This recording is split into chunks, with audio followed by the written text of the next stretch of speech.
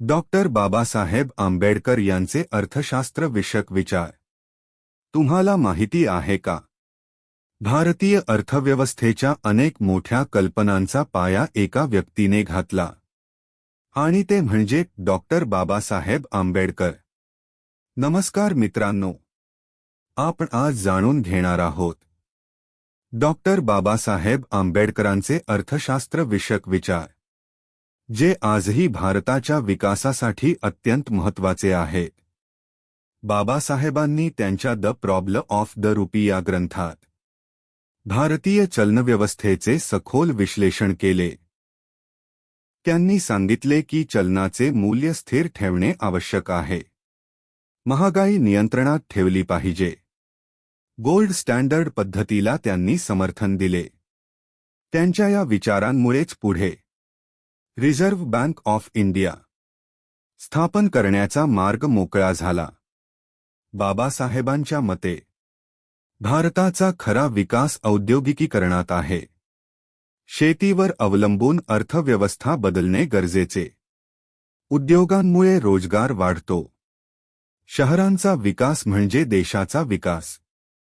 त्यांनी स्पष्ट सांगितले, गरिबी दूर करण्याचा सर्वोत्तम उपाय म्हणजे उद्योग.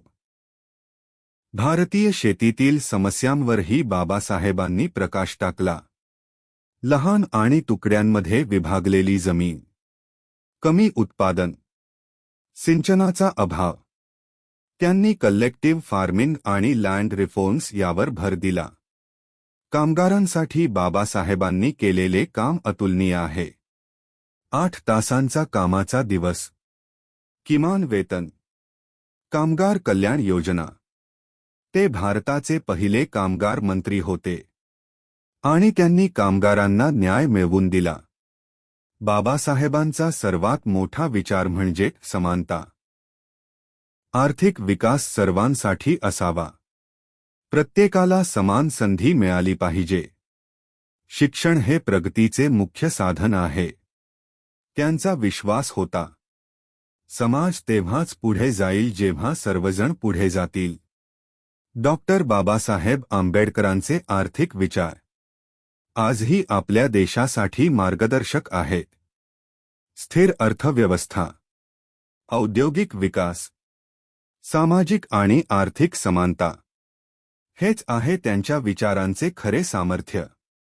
व्हिडिओ आवडला असेल तर लाईक करा, चॅनल सबस्क्राईब करा आणि शेअर करा, कारण ज्ञान जितकं पसरतं तितका समाज बदलतो.